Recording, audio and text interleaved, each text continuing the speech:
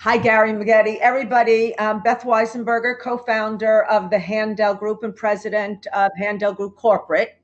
And I'm with one of my clients who we've been together for probably over 7+ years at this point. This is Gary McGeddy, who is the president at Crum and Forster's Accident and Health Division, who has about over probably at this point 350 people. Gary? We're pushing 500. Pushing 500 now. So I asked Gary to get together with me to have a conversation because we're all facing the same challenges, which is we're completely disrupted. Businesses are all disrupted. We're all working from home, and Gary will let you know he's never worked from home. So you've got people who've never worked from home. You've got his whole team, his 500 people working from home and remotely. We have no friggin' clue when any of this is over. Some people have kids at home, and so that's a whole other thing. Some of you who used to really like your spouse isn't so sure anymore, because who's been with your spouse 24/7? You haven't been this much with your spouse since you got married 25 years ago, so you're not so sure you like them anymore.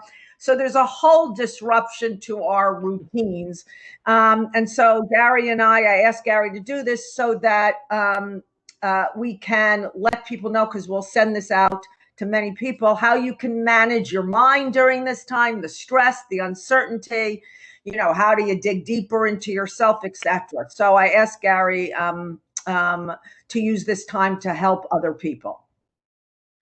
So I've been working with the Handshake Group personally back to 2006. So just a couple of years after they started, and then I've been coaching with Beth now for a solid 7+ years. But again, the amount of years that I've been working with Handshake goes back to 2006, and I used to work with the founder, Lauren, and she was my coach for probably about the first year or so.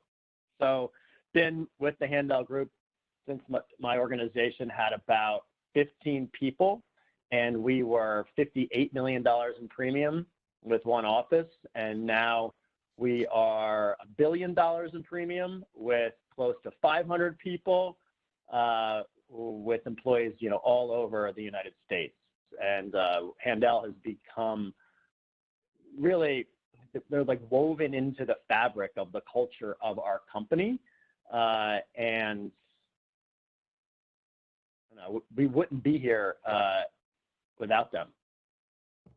Thank you, Handshake. Thank you, Gary. I love Handshake. Yes, he does. We sent him for Christmas.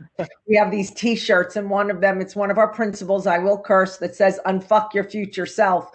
And I sent one to Gary as a gift, and he's like, "Get me 20 of these, right? I need to send these to my people, right?" All right. So Gary, let's get back. So tell me, first speak, Gary, to the major stressors as an executive right now. Like, what changes are you dealing with as a result of the pandemic? Well, there's quite a few, right? So first, there's the business issues that we need to deal with that relate to Corona, running an accident and health insurance company. So we are seeing an influx of claims on products that respond to situations that people are having because of Corona, whether it's folks, having to cancel their trips because we sell travel insurance, or challenges with health-wise. So we're seeing, an increase in claims on the health side, and then responding to a lot of the executive orders that relate to free testing and responding in that nature, extending of premium payments and giving people more time to pay their insurance premiums without their insurance lapsing. So, right now we're at a 60-day grace period when we used to be at a 30-day, and some states will be looking at extending it even further. Customers that are concerned, don't understand their policies. There's a lot of increase in traffic on the phone lines and asking questions. And then we have some decreasing sales in some areas. Obviously, the travel insurance, people aren't traveling much right now, so those sales have decreased. So we're, as an organization, needing to find ways to plug those holes, repurpose some people, because everybody's job is safe, and we want to make sure that everybody feels secure in that. And then some of the voluntary products, we're dealing with some dips in sales there. Overall, our business is solid in total. We have a very diversified portfolio, but there's a lot of shifting and responding to all of those issues that relate to insurance being impacted by Corona.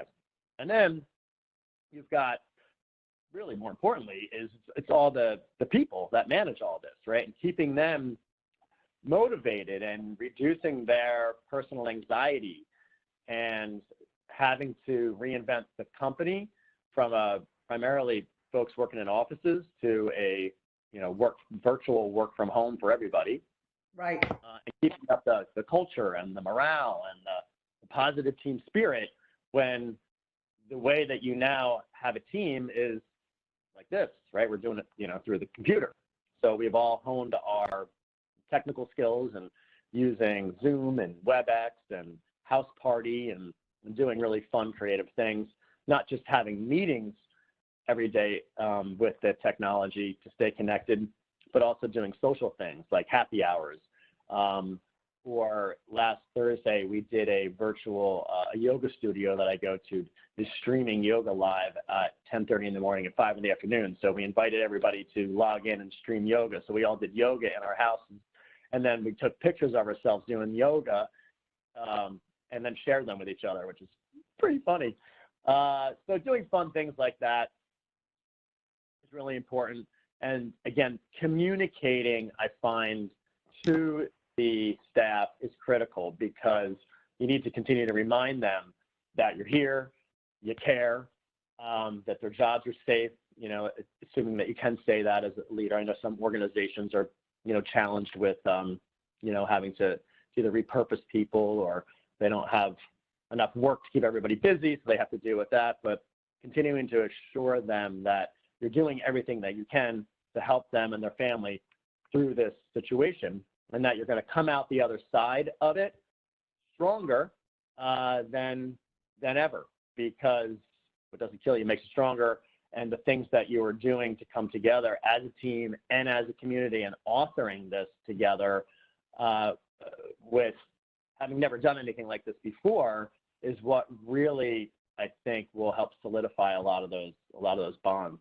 And then the community, the corporate community, will be stronger. And what things will look like, when the Corona situation passes, whenever that is, hopefully sooner rather than later, it's going to be different. So you have to start to think about, as a leader and as a company, how do you want to be prepared to react to that? It only takes a couple of weeks to create a new habit. So people that commute far distances are going to realize how much more productive they actually are, and might not want to continue that commute every day. So you're going to need to think about that. And if you were about to take over and expand into new space, you really need to do that now.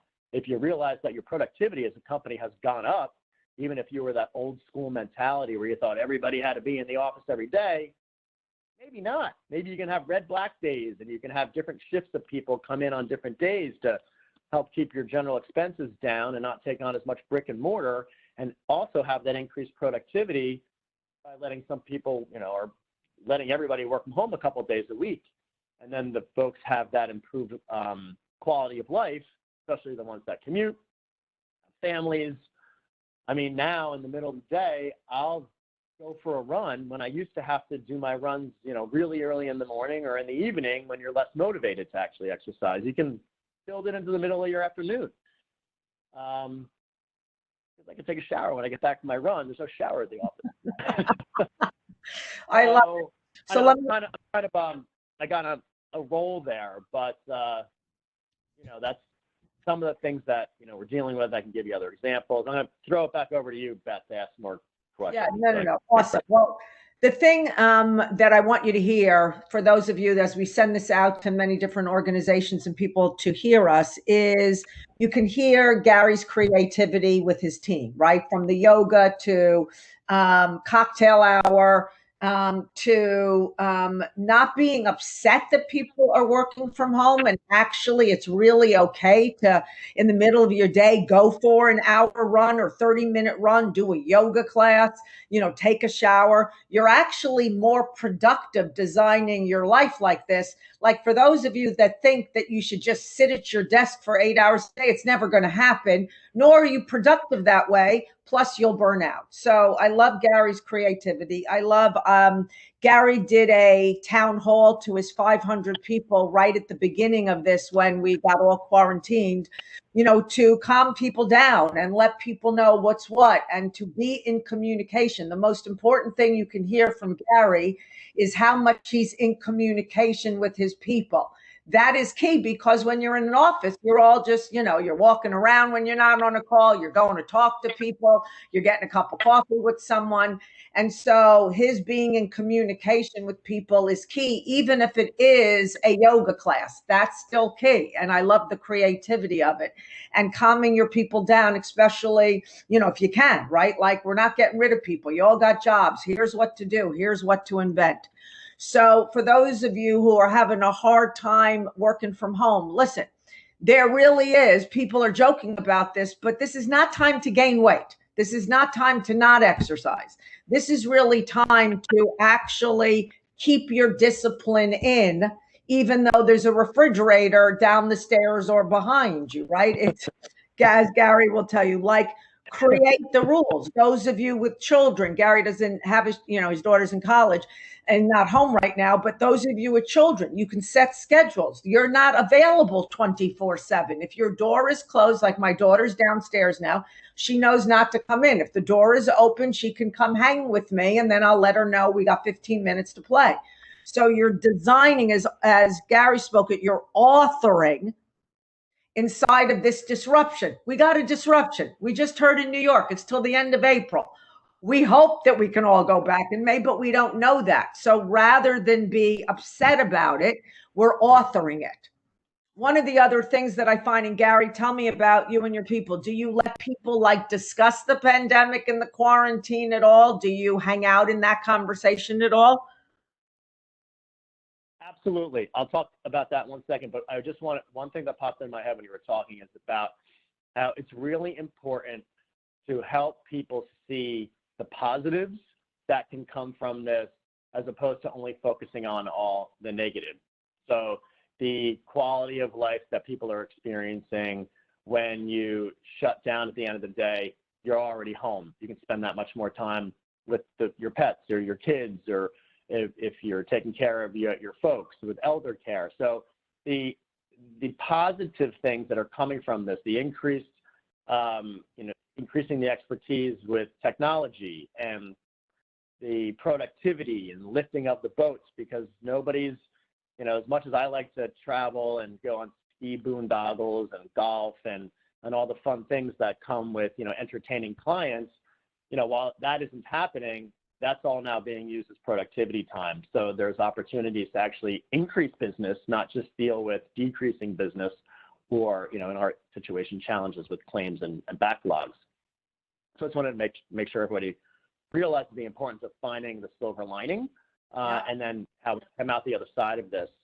And then to direct answer to your question, so yeah, it's very important not to just have your business as usual meeting. So actually this morning, every Monday morning, we have a 10 o'clock to 11:30 production meeting that stands that I had before Corona, pre-Corona. And that's an opportunity where all of my senior executives report out on the activities from the prior week or what's coming up and trading information and ideas. That is not a Corona meeting, but we have check-ins every Wednesday morning now and every Friday morning from 9:30 until 10:30 for us to share with each other just things that we're dealing with as it relates to Corona, because all of my lieutenants are running large operations themselves. We're no longer 58 million, we're $1 billion. I've got some lieutenants that are running a call center with 150 employees, or a senior executive that's running, a $350, $400 million portfolio of business and they have large staffs. So they're all experiencing, as senior vice presidents or executive vice presidents of our company, what they're dealing with their teams.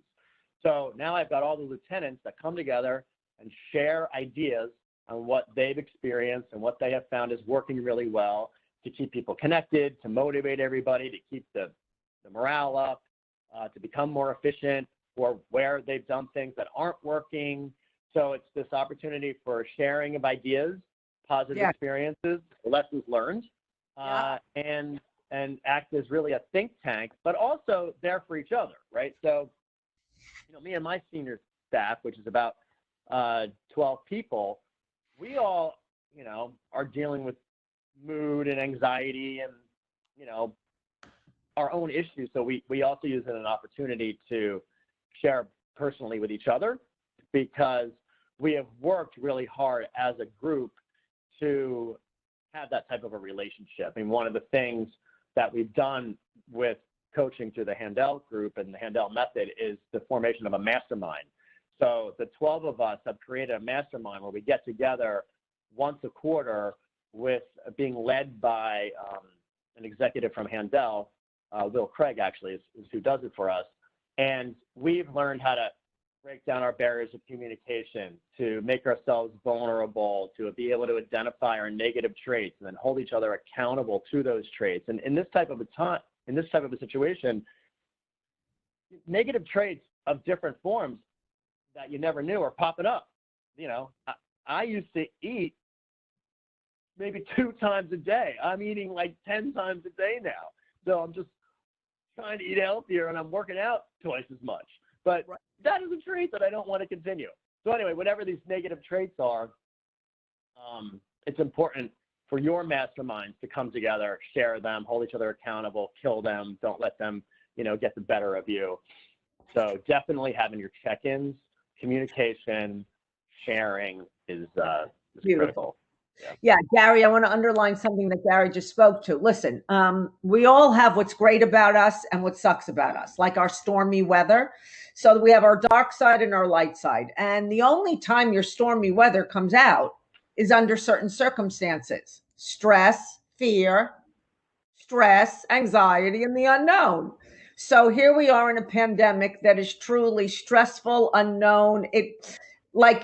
Every bad trait, new ones, old ones. If you notice that you are edgier and you don't like people and you're yelling at your kids more or your spouse more, or you're just not pleasant, you're in the middle of a pandemic. So your bad traits are going to come flying, and you really want to be aware of that and get the support of the team, because it's still no pass for you to be a jerk, right?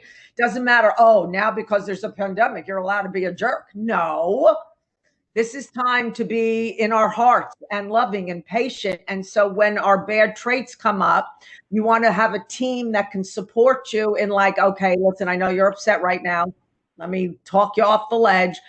So know that, and give yourself some room, because we're in a really uncertain time. So knowing your bad traits. The other thing that I want to give people as something to do that I know some people on Gary's team work on and some don't, it's fine, is design your day. Design who you're going to be, right? Design Gary's in his design day that he could send to me could say, ate 3 meals today, oh so proud, right? So that he has to account at the end of the day, actually not, I ate 8, down from 10, right? So you're holding yourself to account. So a design day is before your day unfolds. It's written as if you already did it. Led a great Zoom call, stuck to my eating new habits of 3 meals, 2 snacks today. Did a great run, was proud of, got 5 things, big things done on my to-do list, had a great Zoom call with my team, et cetera, et cetera. And then at the end of the day with your buddy, someone that holds you to account, you would then write it, send it back and go, yes, absolutely not. I did only 1 thing on my to-do list, ate 10 meals, et cetera. But at least you can then see how'd you do against what you authored. We can't all now sit and be at the effect of the pandemic. There is the pandemic, and now let's be accountable and still have design days of how we want life to go inside of what we've got now. And then the other great thing that Gary has that I want to underline before we go is one of the great things that, Gary loves Handel, and he knows the more people interact in our method, the more that his company will continue to grow, like he did from 57 million to 1 billion, right? And so Gary has put about 100 and, probably at this point, 60-ish folks in his organization who don't get coaching on our platform of Inner.U CAREER, where people at home could literally walk through the entire Handel method and do homework. It's 12 modules, and this is the perfect time for it, because no, you're not going to sit at your desk all day and handle insurance, right? There should be a part of your day where you're actually taking care of yourself. So Gary, you want to speak to the Inner.U career? I do. I need to move my mouse because I lost the screen. Wait 1 second. Okay, I see you though. Oh, you can still see me? Okay. So I can totally see you and hear you. Yes. Can you hear me still? Yeah. Yeah. Okay. So a couple of things. I want to talk about Inner.U, but real quick, I want to underline a couple of points that you made, share with the group as it relates to designing your day. One of the things that I realized after about the third or fourth day is that I couldn't get out of bed and stay in my sweatpants. I needed to exercise, take a shower, get dressed like I was going to work. Okay, today I'm a little more casual than usual. I would have on maybe a sport coat, but put on your street clothes and then come into whatever room or place is your office space and work. And then when you want to get up in the afternoon to take a break or go for a run or have your lunch, like you need to create that separation because you're doing it all in your house now. So you've got to separate, you know, this is the time that I'm going to work out, take a shower, get dressed, work. So in the spirit of authoring the separation of time. Yes. Another thing that I realized is the days are all putting together. So is it like Friday? Is it Sunday, Tuesday? I can't tell because it's all now in the house. I never leave the friggin' house. So you need to identify like benchmarks or demarcations of days, especially on the weekends. So like on Saturday and Sunday, if those are your days that you're typically off, don't get up and start your day the same way on Saturday and Sunday like you would on a Tuesday, because it'll feel like you never have a weekend. You never have a break. So I learned that this past weekend. Fabulous. And then the one other thing I just wanted to share that I've been doing a lot of, and if you're in a sales type job or leadership position, people like to hear from you. So I've been doing more proactive calls than ever because I have more time to. But I'm finding, designating like an hour or two a day just to reach out, again, in the spirit of touching people, but not just your staff, but also your clients, your business partners. Let them know that you're thinking of them, you're checking to see how they're doing, how their family's doing, not so much calling them to talk about medical insurance or the travel insurance. Sure, that might come up, but let them know that you care about them. You don't just care about their money, you also care about them as people, and this is the time to do that. So I've been finding the proactive part of authoring my day, reaching out to the clients is important. Lastly, to answer the question about Inner.U, huge fan, right? So we've got 500 employees. I can't afford to put as much as I'd love to. I can't afford to put everybody through individual, personalized coaching. So Handel created a program that you can do online. So for folks that aren't in a position to be able to have the individual coaching, we made it available to all 500 employees, and it's our goal to roll it out to other parts of the Crum and Forster holding organization. And they can go through these 12-step modules that are very similar to the activity that you do when you start coaching. You have to identify your brat and your chicken, and how you author your life as opposed to weather report on it, and the promises and the consequences that you have to do and hold yourself accountable to, and designing the quadrants of your life and making sure that you're well balanced in all of them.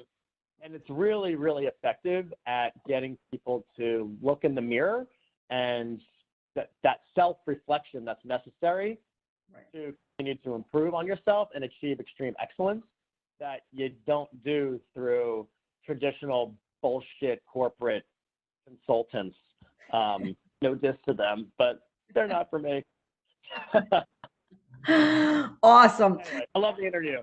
Yeah, no, I know you do. So see, for those of you listening, see the link below to get Inner.U Career today at inner.ucareer.coach. It really makes a difference. And what better time to work on yourself so that when this whole thing shifts and we go back into work, etc., you've already worked on yourself and you're a better human for it.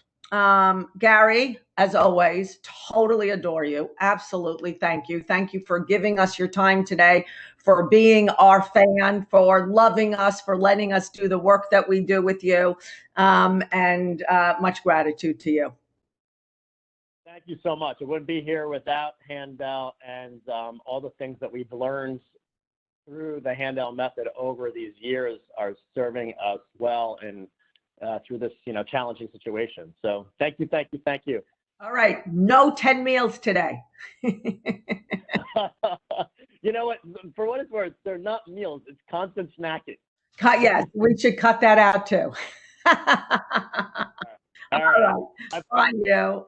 Bye-bye, sweetie. Good. Yeah, good talking to you.